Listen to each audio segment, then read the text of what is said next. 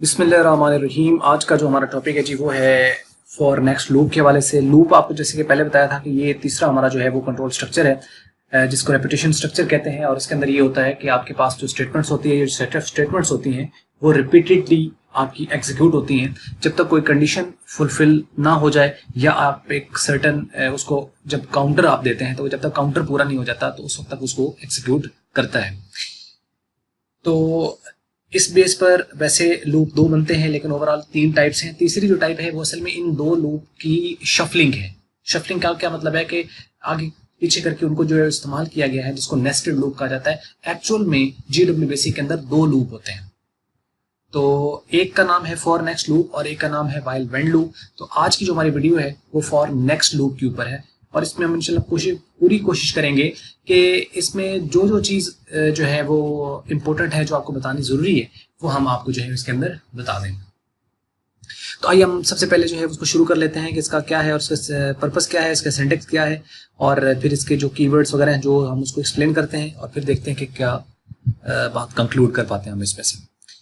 तो for next loop, when it is known in advance how many times the loop must be repeated, the for next loop is the most effective option।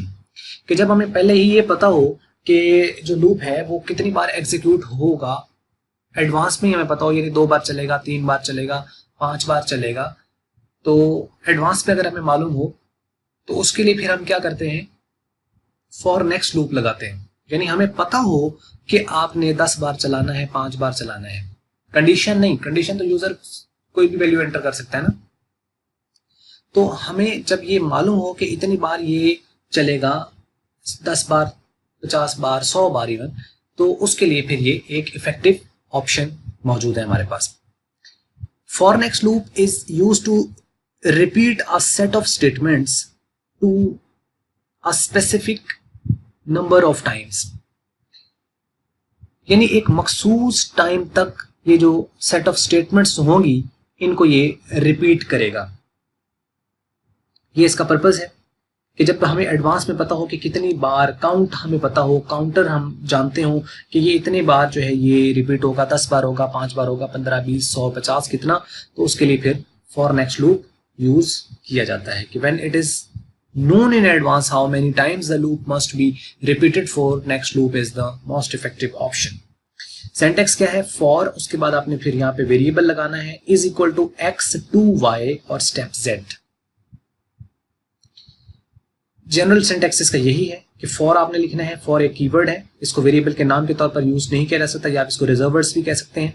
उसके बाद यहाँ पे आपने variable देना है, और वेरिएबल जो है इज इक्वल टू आपने लगाना है कि कहां से कहां तक, फ्रॉम एंड टू, ठीक है, यहां से लेकर यहां तक एग्जीक्यूट करो, और आगे उसके अंदर स्टेप जेड बताया जाता है। स्टेप असल में क्या है, ये उसका इंक्रीमेंट है या डिक्रीमेंट है।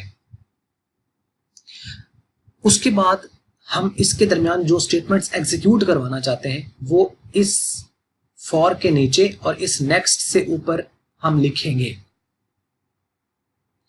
और उसके बाद फिर आप उसका कोई आउटपुट जो भी इसके अलावा कोई लेना चाहते हैं वो नेक्स्ट के बाद आएगा। यानी वो स्टेटमेंट्स जो आपने रिपीट करानी है वो एक्चुअल में इस फॉर और इस नेक्स्ट के दरमियान होनी है। ये जो नेक्स्ट आपके पास है ये भी एक रिजर्व है और कीवर्ड है, इसको भी वेरिएबल के नाम के तौर पर यूज नहीं किया जा सकता। और नेक्स्ट और ये भी इसने वेरिएबल का नाम वही यूज करना है जो यहाँ पर यूज किया गया है। ये वाला वेरिएबल जो कि आपके पास लूप के अंदर इस्तेमाल होता है, इसको कहते हैं लूप कंट्रोलिंग वेरिएबल। असल में ये आपके जो लूप है उसको ये कंट्रोल कर रहा होता है, कि आपको ये बता रहा होता है कि जी इससे शुरू करना है, ये वो वेरिएबल है, इससे शुरू करना है, इतना इतना इंक्रीज करना है या डिक्रीज करना है, और यहां तक एग्जीक्यूट करना है। तो ये आपका वेरिएबल जो है ये क्या कहलाता है, लूप कंट्रोलिंग वेरिएबल्स। इसको लूप कंट्रोलिंग वेरिएबल्स जो है वो कहा जाता है। और x to y step z, यानी इसके अंदर जो इंक्रीमेंट होगा वो आप लिखेंगे। उसके बाद आप देखें कि in above syntax the variable is a numeric expression. अब वो बात यहाँ से आगे स्टार्ट कर दी है उसने। तो ये इंक्रीमेंट आपके पास आ जाएगा स्टेप z जो है, और उसके बाद ये उसका इनिशियलाइजेशन, ये x जो है ये उसकी इनिशियलाइजेशन कहलाती है, और ये उसकी फिनिशिंग कहलाती है, यानी यहाँ तक जहां तक उसको एग्जीक्यूट करना चाहते हो। जो 2 है ये भी एक कीवर्ड है, रिजर्व वर्ड्स है, इसको भी आप वेरिएबल के नाम के तौर पर इस्तेमाल नहीं कर सकते। जो ये जो स्टेप है जो ये यहाँ पे लिखा हुआ है z जो है तीसरा आपके पास, यानी ये आपके पास एक्सप्रेशन होगा, ये आपका इंक्रीजिंग भी हो सकता है और ये आपका डिक्रीजिंग भी हो सकता है।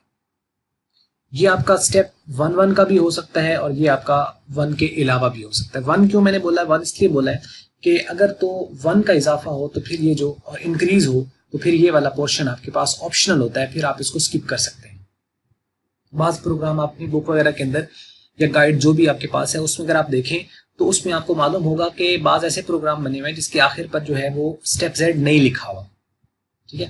अब वो स्टेप Z ना होने की वजह से हम लोग अगर ये पूरा पढ़ के जाएं और सिंटैक्स हम पढ़ें कि वेरिएबल है उसको यहाँ से लेकर यहाँ तक आपने जो है वो लेके चलना है और ये उसका जो है वो इंक्रीमेंट या डिक्रीमेंट है तो, या चेंज इसे कहते हैं, तो और वहाँ पे ये ना लिखा हो तो एक अजीब सी बात आती है ना जहन में कि ये क्या है, या तो ये प्रोग्राम गलत लिखा हुआ है या ये क्यों नहीं लिखा हुआ। तो उसकी असल में गलत वो नहीं होता, असल में वो उसकी एक कह लें छूट है या उसको एक तरह की उसको जितना भी उसको वो रिलैक्सेशन आप कह लें, उसको ये रिलैक्सेशन दी गई है कि अगर आपके पास 1 का इंक्रीमेंट हो तो आप छोड़ सकते हो। यानी ये लाजिम पार्ट तब है जब 1 के अलावा इंक्रीमेंट हो। अगर 1 का ही है तो फिर इसका लिखना जरूरी नहीं है। तो ये इंक्रीमेंट हो गया, लेकिन डिक्रीमेंट हो रहा हो या 1 के अलावा इंक्रीमेंट हो रहा हो तो फिर इसका लिखना ऑब्वियसली होगा, क्योंकि अगर हम नहीं लिखेंगे तो फिर वो 1 का इंक्रीज करेगा, क्योंकि बाय डिफॉल्ट इंक्रीज 1 का होता है। तो इस नेक्स्ट जो ये वाला आपके पास वेरिएबल है जो आप कह लें कि रिजर्व वर्ड्स हैं, इसका काम ये होता है कि ये स्टेटमेंट ये जंप कराता है कंट्रोल को back to the loop. The function of next is to jump और move back the control back to the loop, जो फॉर लूप है उस तक ये उसको वापस लेकर जाता है। लेकिन इस बार वो दोबारा से इनिशियलाइज नहीं होता, इजाफे के साथ वो कंडीशन को टेस्ट करता है कि इजाफे के बाद क्या वो ये वाली वैल्यू हो गई। एक बार लूप अपनी इटरेशन स्टार्ट करे तो जब तक वो फिनिश ना हो जाए वो री इनिशियलाइज नहीं होता। ये बहुत अहम बात है जो शायद आपने कॉमनली सुनी है, तो आप इसको गौर से सुने। मैं ये कह रहा हूं कि अगर एक बार लूप अपनी वर्किंग स्टार्ट कर दे और वर्किंग स्टार्ट करने के बाद अगर वो उसका जो भी कंट्रोल है वो वापस जाता है अपने लूप के पास एक एग्जीक्यूशन या एक रिपीटिशन या एक इटरेशंस पूरी करने के बाद, तो वो इनिशियलाइज दोबारा नहीं होता जब तक एंड ना हो जाए, ठीक है। अब जब एंड हो जाएगा, अगर उसके अंदर नेस्टिंग यूज हुई है तो फिर अंदर वाला जो है वो दोबारा से री इनिशियलाइज होगा। अदरवाइज अगर लूप एक ही था तो उसके बाद फिर लूप की कंडीशन जब फुलफिल हो जाती है तो प्रोग्राम आपका लूप से बाहर आ जाता है। उसके बाद जो भी स्टेटमेंट्स हैं फिर वो उसको एग्जीक्यूट करेगा। तो अगर उसके बाद नहीं है तो हम ये कह सकते हैं कि प्रोग्राम हमारा एंड हो जाएगा।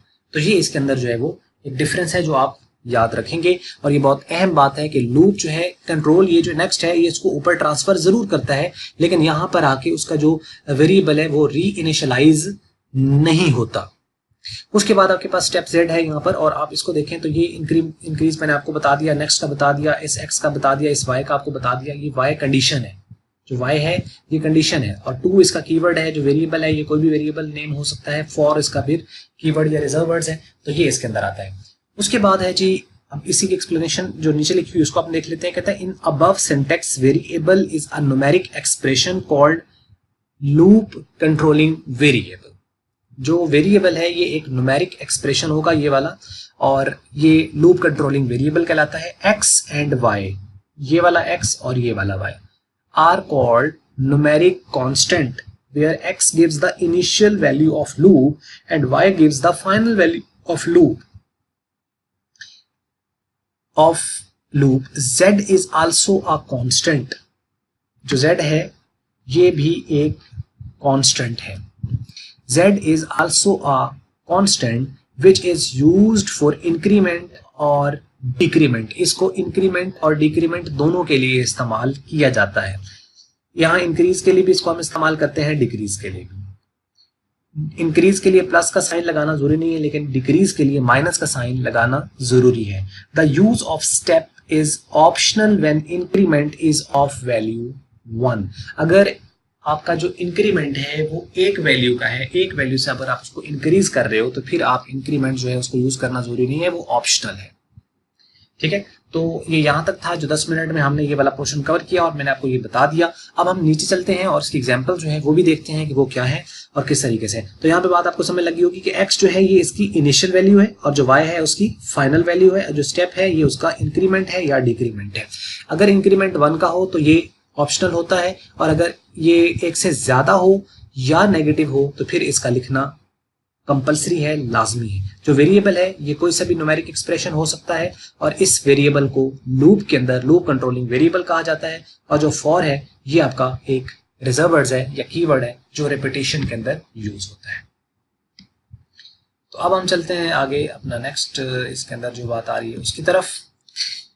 द कीवर्ड नेक्स्ट, अब वो नेक्स्ट के बारे में बता रहा है, should have the same variable followed by the keyword for, यानी वो वेरिएबल जो कि फॉर के अंदर आया नेक्स्ट में वो ही आना चाहिए। सपोज करें आपने लिखा for k is equal to 1 to 50 step 2 for example, तो नीचे नेक्स्ट में आप नेक्स्ट k ही लिखेंगे क्योंकि ऊपर फॉर के बाद आने वाला जो वेरिएबल है वो k है। अब आप ये नहीं कर सकते कि नीचे नेक्स्ट i कर दें या नीचे नेक्स्ट p कर दे या नीचे नेक्स्ट q कर दे, ऐसा नहीं कर सकते। क्यों ऐसा नहीं कर सकते? ऐसा इस वजह से नहीं कर सकते क्योंकि आपके जो वेरिएबल्स हैं वो नेक्स्ट के और फॉर के असल में सिमिलर होंगे तो जंपिंग होगी, क्योंकि एक्चुअल में नेक्स्ट उसको भेजता ही कहां पर है, लूप के पास। और लूप का उसको कैसे पता चलता है? अगर आपके एक से ज्यादा लूप इस्तेमाल हुए तो फिर वो कौन से लूप के पास जाएगा? एक्चुअल में लूप निशानी नहीं है, उसका जो लूप कंट्रोलिंग वेरिएबल है वो उसके निशानी है, जिससे ये पता चलता है कि उसने इस पर्टिकुलर लूप के पास जाना है। तो इसलिए ये सिमिलर होगा तो वो मूव करेगा, ऑपोजिट हो गया तो फिर वो एरर जनरेट कर देता है। ठीक है, तो इसलिए ये बात आपने ध्यान से याद रखनी है। Following is the program, following program will print sum of series 2, 4, 6, 8 and 100 using for next loop. For next loop use करते हुए ये सीरीज प्रिंट करेगा जिसके अंदर आपके पास जो है वो शुरू में 2 है, फिर 4 हो जाएगा, फिर 6 है, फिर 8 है। अब इस सीरीज को देखना, अंडरस्टैंड करना सबसे पहले माइंड में वो जरूरी है ताकि प्रोग्राम समझ आए। अब हमने क्या प्रिंट करना है? 2, फिर उसके बाद 4, फिर 6, फिर 8 और ये कहां तक प्रिंट करना है? 100 तक। इसी में से हमने लूप की वैल्यूज जो है वो हमने निकाल लेनी है। जहां से ये सीरीज स्टार्ट हो रही है तो ये हमारी बन जाएगी स्टार्टिंग वैल्यू, जिसको हम कहेंगे x, और जहां पे ये सीरीज एंड हो रही है इसको हम कहेंगे एंडिंग वैल्यू, और यहाँ पे इसको हम कहेंगे कि ये हमारा सिंटैक्स के मुताबिक y है। और अब इन सीरीज का डिफरेंस अगर हम देखें तो सीरीज का डिफरेंस कॉमन है कि 2 है, उसके बाद 4 है, फिर 6 है, फिर 8 है, फिर 10 है, फिर 12, इस तरह चल रहा है। तो 2-2 का डिफरेंस आ रहा है। तो जहां 2-2 का डिफरेंस है तो इसका मतलब है कि जो स्टेप होगा वो 2 का होगा और स्टेप का लिखना इस प्रोग्राम में लाजमी होगा। अगर हम इसको नहीं लिखेंगे तो एरर आएगा। एरर क्या आएगा? लॉजिकल एरर, क्योंकि हम इंक्रीज 2-2 का करेंगे लेकिन पहला तो वो नंबर 2 प्रिंट करेगा लेकिन अगला वो 3 प्रिंट कर देगा, उससे अगला 4 प्रिंट, फिर 5, फिर 6, फिर 7, वो सीरीज इस तरह लेके चलेगा। तो हमारी सीरीज का आउटपुट वो नहीं आएगा। आउटपुट आ गया लेकिन आउटपुट कौन सा आया? वो नहीं आया जो रिक्वायर्ड था। इसका मतलब ये हमारा एरर है, और ये कौन सा एरर है? ये हमारा लॉजिकल एरर कहलाएगा। ये हो गया आपका पास यहाँ तक। तो हमें यहाँ से पता चल के हमें कोई ना कोई वेरिएबल लेना होगा, उसके लिए वो हम ए ले लें, बी ले लें, सी ले लें, डी ले लें, के ले लें, पी ले लें, क्यू ले लें, कुछ भी आप ले सकते हो according to rule of naming variables.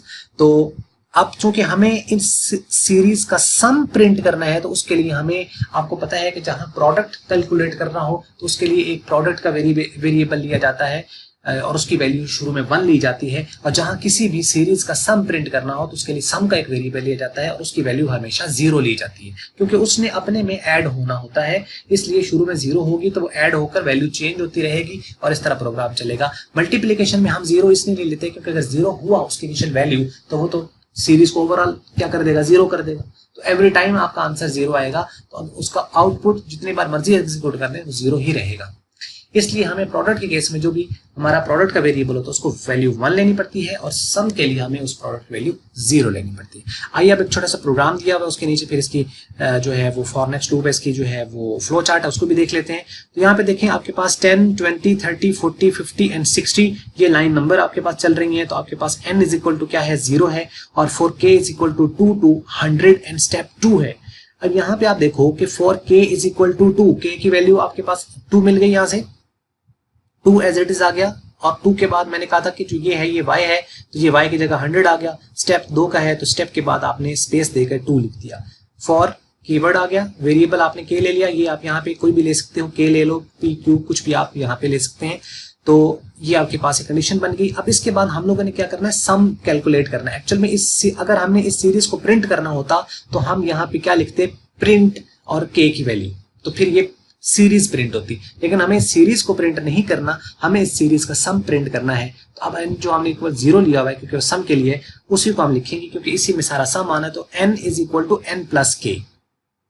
n क्या है, शुरू में 0 है, और k क्या है, 2 है, तो 0 में 2 ऐड करेंगे तो n की एक जो वैल्यू बच जाएगी वो 2 हो जाएगी। अब n की वैल्यू 2 है, नेक्स्ट k करना है, नेक्स्ट n नहीं, क्योंकि वो वेरिएबल आपने यहाँ पे यूज करना है जो लूप में इस्तेमाल हुआ है। हालांकि वेरिएबल तो n भी है, लेकिन आप इसके अंदर नेक्स्ट में वो वेरिएबल इस्तेमाल करेंगे जो ऊपर फॉर के अंदर इस्तेमाल हुआ है। तो नेक्स्ट k जब हम करेंगे तो ये उसको k के पास ले जाएगा यहाँ पे, और इंक्रीमेंट 2 के बाद अब इसकी वैल्यू 4 होगी। अब n नीचे जब आएगा तो अब n की वैल्यू 0 नहीं है, लास्ट इटरेशन में जो इसकी वैल्यू थी वो 2 थी, 0 प्लस 2 इज इक्वल टू 2। अब यहाँ n की जगह 2 आएगा और k की वैल्यू 4 हो चुकी है, तो अब इसमें 4 ऐड करेंगे। तो आपने देखा कि 2 में 4 ऐड हुआ है, तो 2 में जब 4 ऐड होगा तो वो बन जाएगा 6। अब n की वैल्यू 6 है, जो उसे फिर ऊपर ले जाएगा, तो अगले बार उसकी वैल्यू 6 आएगी, तो 6 में 6 ऐड होगा, 6 n की वैल्यू और 6 k की वैल्यू, तो 6 प्लस 6 12। अगली बार 8 ऐड होगा तो 12 में 8 ऐड करेंगे तो 20, 20 में इसी तरीके से फिर 10 ऐड होगा तो 30।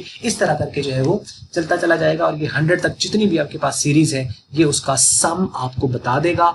और जब ये आपकी k की वैल्यू जो है वो 100 से ऊपर जाएगी, यानी 102 होगी, तो ये यहाँ से ब्रेक कर देगा, और फिर ये नीचे इसमें 30 और 40 पे नहीं आएगा, फौरन नेक्स्ट के बाद वाली स्टेटमेंट पे जाता है। जब लूप एंड होता है तो वो नेक्स्ट की बाद वाली स्टेटमेंट पर आता है। जब लूप की कंडीशन एंड हो जाती है, यानी लूप की कंडीशन फुलफिल हो गई आपकी, उसने कंक्लूड कर दिया उसको, तो फिर वो क्या करेगा, उसको फौरन जो आपके नेक्स्ट के बाद आने वाली जो स्टेटमेंट है उसके ऊपर वो मूव कर जाता है। तो यहाँ पे क्या लिखेंगे, प्रिंट, और चूंकि हमने सब सीरीज का सम प्रिंट करना है तो सम ऑफ द सीरीज ये एज इट इज प्रिंट हो जाएगा, और उसके बाद n के अंदर टोटल वो सम है वो हमने यहाँ पे लिख दिया, और प्रोग्राम को हमने एंड कर दिया। तो ये था प्रोग्राम कि जो आपके पास दी गई सीरीज का सम प्रिंट कर रहा था फॉर नेक्स्ट लूप के जरिए से, और उसके नीचे जो है वो हमारे पास यहाँ पे इसका फ्लो चार्ट है जो कि आपको पेपर के अंदर बनाना होता है। तो इसमें आप देखिए यहाँ पे हमने लगाई कंडीशन इनिशियलाइज हो गया, लूप इनिशियलाइज हुआ, यहाँ पे कंडीशन उसने चेक, इनिशियलाइज होने के बाद वो चेक करेगा कंडीशन, लेकिन इसके बाद कहीं वो ऊपर नहीं जा रहा। आपने देखा है कि इनिशियलाइजर के पास कभी भी दोबारा वो ऊपर नहीं जा रहा। अगर कंडीशन ट्रू है तो इसके बाद आने वाली स्टेटमेंट जो है वो एग्जीक्यूट हो जाएगी, उसके बाद वो इंक्रीमेंट या डिक्रीमेंट जो भी होगा उसके बाद फिर वो कंडीशन चेक करेगा। इनिशियलाइजेशन के पास नहीं, कंडीशन चेक करेगा। कंडीशन अगर फिर ट्रू है फिर नीचे इस स्टेटमेंट को एग्जीक्यूट करेगा, फिर इंक्रीमेंट डिक्रीमेंट करेगा, फिर कंडीशन चेक करेगा, फिर स्टेटमेंट एग्जीक्यूट करेगा, फिर इंक्रीमेंट डिक्रीमेंट करेगा, फिर कंडीशन चेक करेगा, फिर स्टेटमेंट, उसके बाद फिर इंक्रीमेंट डिक्रीमेंट, फिर कंडीशन। यही वाला ये आपके पास एग्जीक्यूट होता रहेगा जब तक ये कंडीशन फॉल्स नहीं हो जाती। और अगर ये कंडीशन हो गई फॉल्स तो ये यहां से प्रोग्राम एंड हो जाएगा। ये था आपका फ्लो चार्ट फॉर लूप। तो ये थी आज की हमारी एक वीडियो, और उम्मीद करते हैं आपको ये वीडियो जो है वो समझ आई होगी, और अगर अच्छी लगी है तो आप इसको लाइक कर लीजिएगा, और अगर अच्छी नहीं लगी है तो आप इसको डिसलाइक कर लीजिएगा। और वीडियो देखने का आपका हमेशा की तरह बहुत बहुत शुक्रिया।